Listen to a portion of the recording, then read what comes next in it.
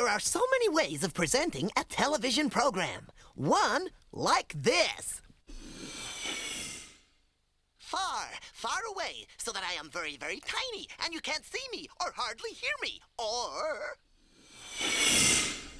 like this. I'm sorry, did I wake you up? I did? Oh. Did you spill your tea in your lap, love? Sorry, you did? Oh my gosh, I am sorry. No, of course. I could always present the show like this. Hello, today on Bouncy Bouncy, the program for people who like to watch their TV on a pogo stick. Stop, stop. It's making me seasick. Phew, not the best way to communicate, is it? Hey, well, what do you know? That's the subject of this week's program, communication. Hey, so let's communicate. Hello, and welcome to Bouncing Back. My name is Cube, and his name is, let's hear it for, Johnny Ball. Hello, remember me? Did I overdo that just a teensy-weensy little bit? I did? Okay. Oh, this week, Johnny looks at language. Bye. Do you know, because you can speak and because you can hear, you can learn any language on earth. Do you believe me? I'll put it to the test. I'm going to teach you a language, right? Follow what I do and try to understand it and see if you can learn the language, right? Idi yada klump. Erdi otra klump. Do the jet if you understand what I mean. Erdi otra klump. Yada klump. Otra klump. That's right, your head. Very good. You got the idea. Yada klump, my head, okay? Idi yada pug. Otra pug. Very good. Idi yada lug. Otra lug. Ha! Schmarz. Blinkel. Idi yada pip. Otra pip. Ah, blinkel. More jet. Bonk klump. More jet. Bonk pug. More jet. Donk lug. Bonk donk. Blinkel. Did you understand all that? More or less? I think you did, didn't you, to a certain extent? Now, you'd never heard it before, and amazingly, you've learnt all these new words. What, 16 or 18 new words that you'd never heard before? You knew that idi was here is, and yada, my, klump was head, klump, pug was nose, lug was ear. Well, lug's a bit like lugs, isn't it? You used the logic of it and you understood them in such a short time. Now, what is this? Is it Finnish? Is it Swedish? Is it Yiddish? It's rubbish. I made it all up. But what if I don't want to be understood? What if you're a secret agent and had a secret message? Well, you could always try speaking backwards, like this.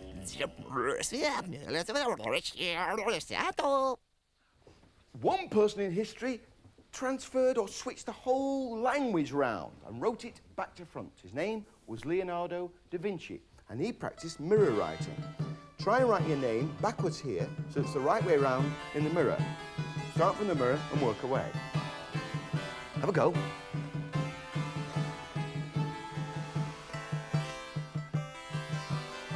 Terrific. Higgins. Terrific. Leonardo da Vinci did that all the time. Why? Well, he was an inventor and a scientist, so perhaps he wanted to keep his notes secret. Perhaps that's why he wrote in reverse. It was his sort of code. But codes go back to long before Leonardo da Vinci. The Greeks used codes, and Spartan generals would carry a sort of a stick called a skittle. And one day there was a Spartan general awaiting a message to come back from the front.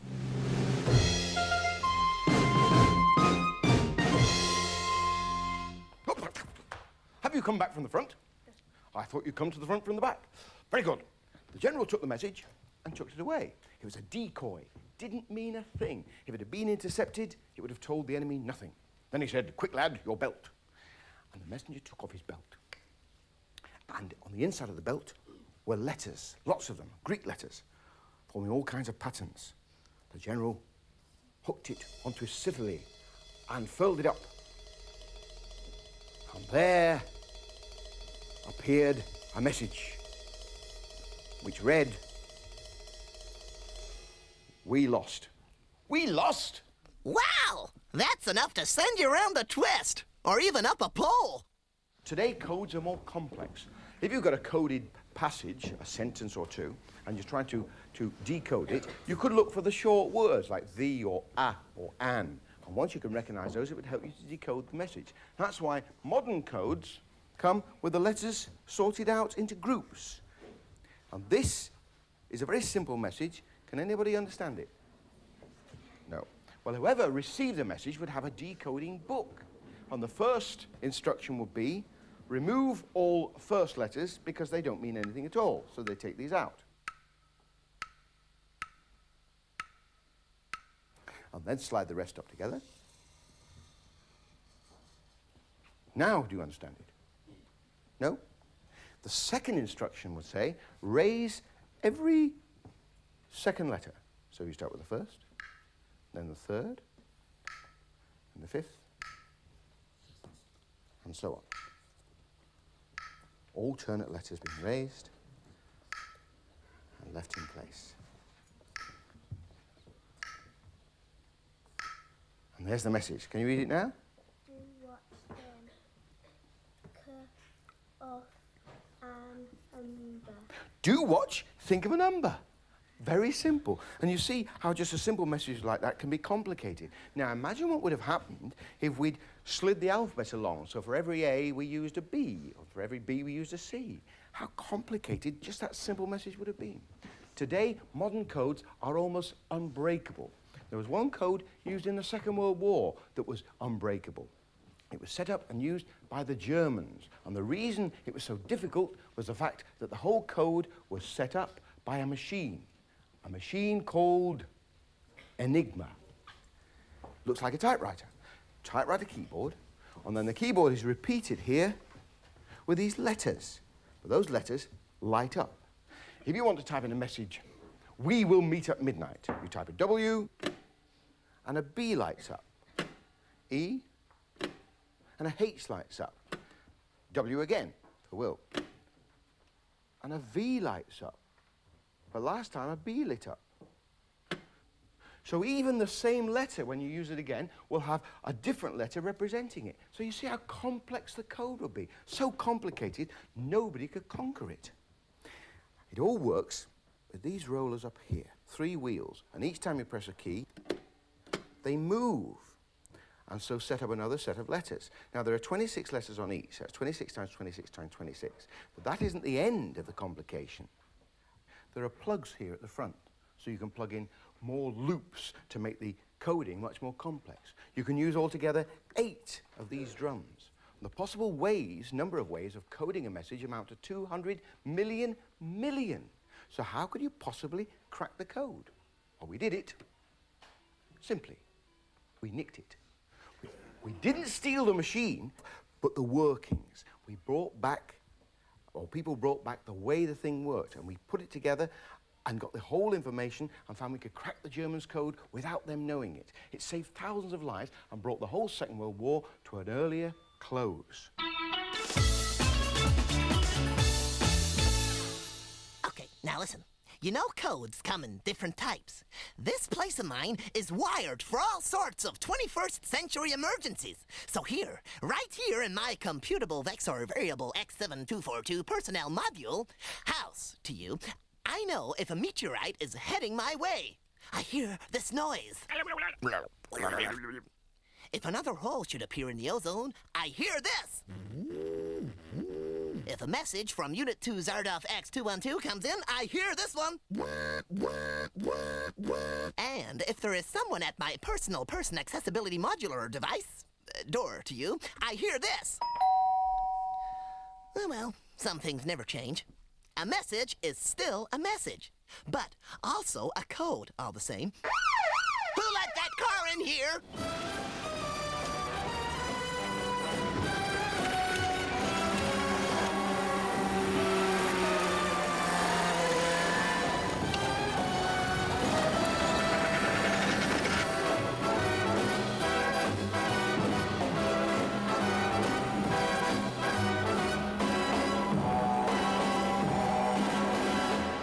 You know, electronic communications don't always come in handy, as this little piece of drama demonstrates.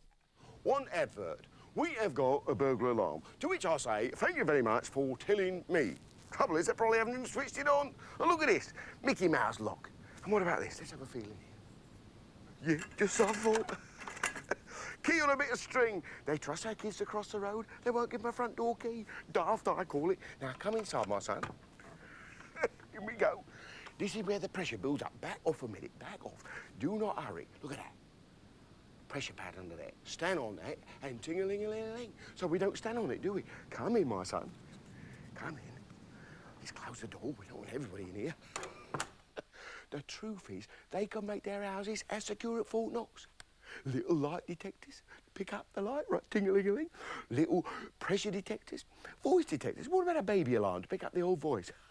But no, if they have anything, it's rather expensive. Look at that. You're in for a red, like the remote control on the telly. Now, that beam will go across here to the other side. But being the criminal classes, we can stoop below it, know what I mean?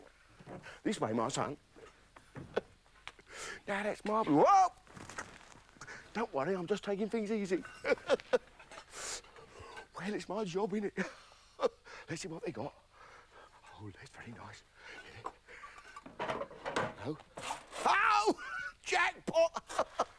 I blame them. I mean, if the bells haven't gone ting-a-ling by now, it's their fault.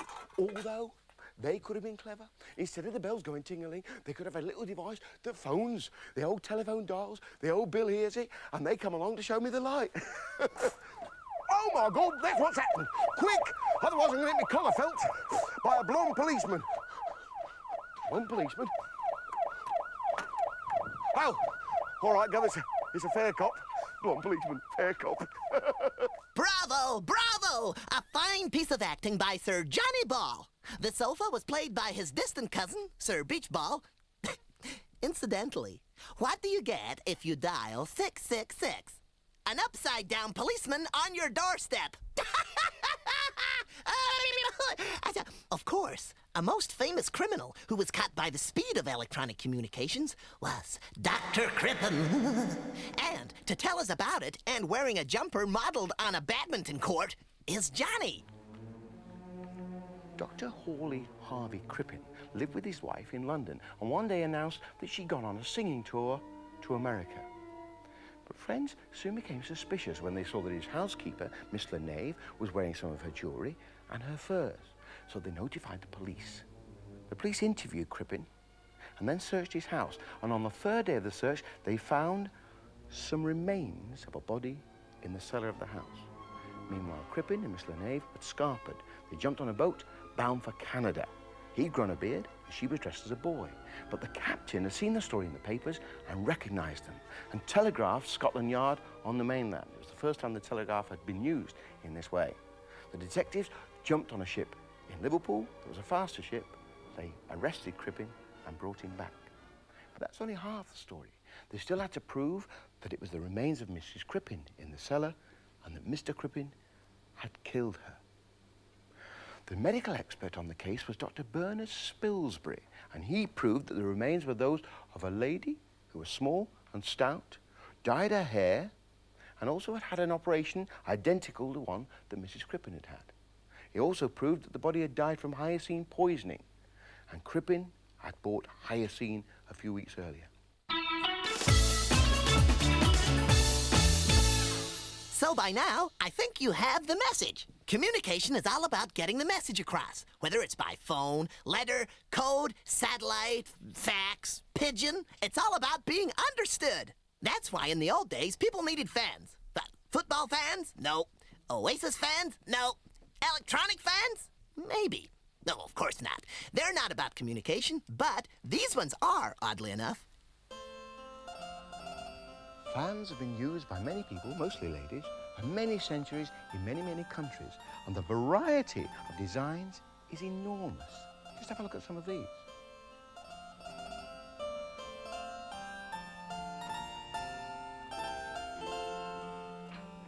And the fans were used to keep ladies cool, or perhaps fan away bad breath, because many ladies in history suffer from bad breath. Or perhaps they would use a fan for conveying a multitude of secret messages. For instance, a lady tapping her right cheek would indicate she wanted to make new friends.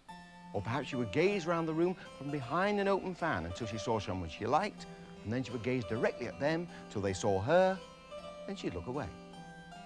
Gentlemen's move. The gentlemen were very flamboyant. Perhaps they didn't have fans, but they'd have handkerchiefs, very flamboyant dress, powdered wigs. And they too would look around until they saw someone they liked, and then leave them in no doubt that they liked them by looking directly at them through their quizzing glasses. Ladies move. Perhaps she might run her finger over the edge of the fan. I'd like to talk to you. She might be saying, come and look at my fan. And the gentleman would take the opportunity, move in close on the pretext of looking at the fan and start chatting her up like mad. My dear, your fan is absolutely divine, but the light in here is so bad. Perhaps I could take the opportunity of looking at it at some other time, in the park, or tomorrow afternoon. A tap on the left cheek? No. Oh, the day after, perhaps. A tap on the right cheek indicate yes. And now, she's moving the fan in little circles in the air. We are being observed, so the couple would separate to continue the conversation from some distance. For instance, the time hasn't been fixed. The lady might show just 4 sticks on the fan. 4 o'clock is the time. Tapping her finger with a closed fan. It is you I long to be with. Covering her left ear with the open fan. Please keep it all a secret. And on leaving, if she put the fan behind her head and just extended the little finger, this is a special goodbye to you. Fascinating! Of course, that all stopped when mobile phones were invented. You know, it always worried me when the first phone was invented. Who did he ring up to tell him the good news? I'm sorry, but we cannot connect you on account of you having the only phone. Of course, sign language is a very popular way of communicating. If you've ever been on an aircraft for your holidays, you'll remember the stewardess pointing out all the things you need to know before you take off, like where the outside toilet is. In the middle there, sir. Good afternoon. Hello. Enjoy your flight. Thank you very much. Good afternoon. Excuse me. Oh, Can you hold that? good afternoon, sir. Otherwise I've missed it. Excuse me, sir. Could I see your ticket, please? What? It'll probably be in here, just a second. No, I think this is it.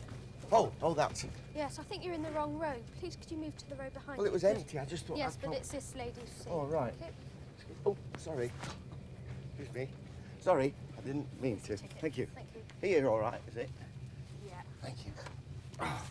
Please, Could you open the window? Please, can I take your luggage from you? Well, I need this because my book's in here, you see, and I need that for the journey. Well, you see. can put your luggage beneath your feet. Oh, Over right. there. And could I take your baggage from you? 'Cause It's not all right, here. yeah. Well, I'll take it towards the back and it'll be okay. Oh, go on. Thank Right you. on. Nice lad. You see, the staff have always got to be courteous, irrespective of how the customers behave. They've also got to make sure that everybody knows the safety procedure. Good afternoon, ladies and gentlemen. This is your stewardess, Safia Farr speaking. I would like to welcome you aboard the Think It Do It Airways flight to London Heathrow. In front of you, you will find a card with all the safety precautions on it. Emergency exits are clearly marked in red. In case the pressure in the cabin is reduced, oxygen masks, like these, will appear from underneath the flaps above your heads. Pull the mask towards your face, place it over your nose and mouth. This and procedure breathe must get pretty normally. boring for the staff. They've got to do it every flight. But they've got to remember that people must know the drill before the aircraft takes off. Please make sure your seatbelts are fastened before we take off. Thank you and enjoy your flight. Please, could you fasten your seatbelt? Yes, I am. Thank you. Is it Yes, it's this, that one. this one here? Yeah, thank you. Thank you.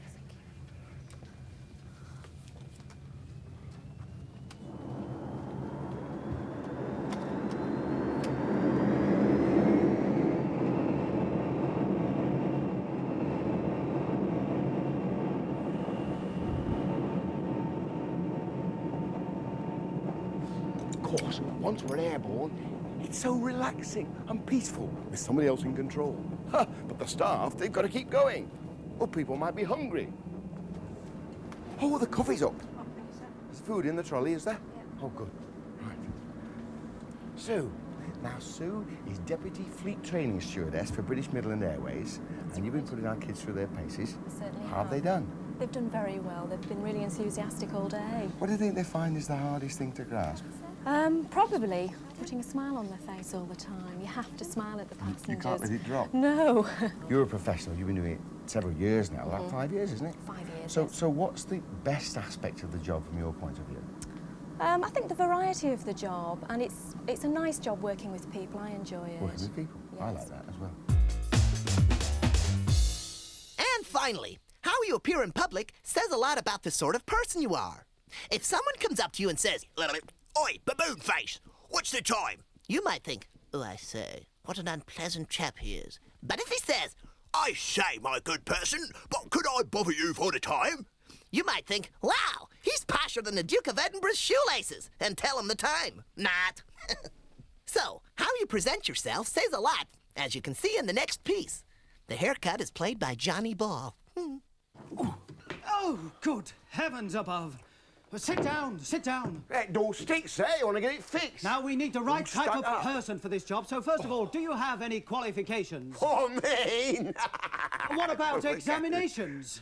I had my ears examined the other week, yeah. No. Couldn't hear a Look, thing. English. Oh, we're English, ain't we? Maths. I think. What's that, maths hysteria? I don't No, understand. look, What? when you were at school, did you have any position of importance? I was a milk monitor. No, I've done look, that twice. Let's start again, shall we? Why do you want this job? Something to do, innit? I mean, you got a job.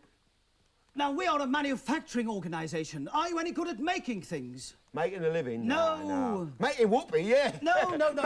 it down the disco with the birds, It's innit? all about the appliance of science. What's that? Washing machines? No. Whoosh and all that. I've seen it on the Look, telly. we Yeah. are a workforce, and we need a leader. Are you a leader of men? No. I'll lead the birds on a bit down the disco. You see, know, it when I would get mean there. working long hours.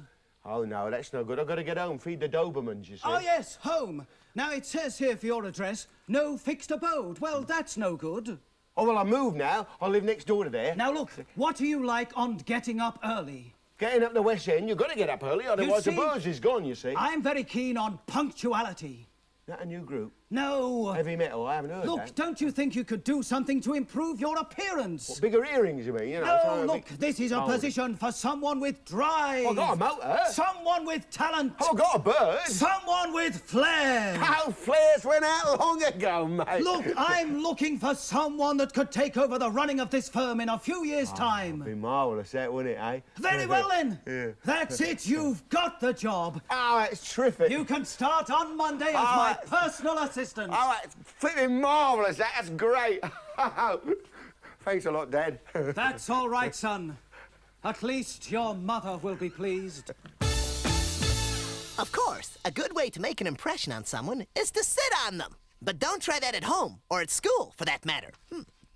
Well, that's it for this week, but I'll leave you with a joke. What sits at the bottom of the ocean, has 8 arms, and likes chocolate? The Milky Bar squid. I like it. I think it's a good one.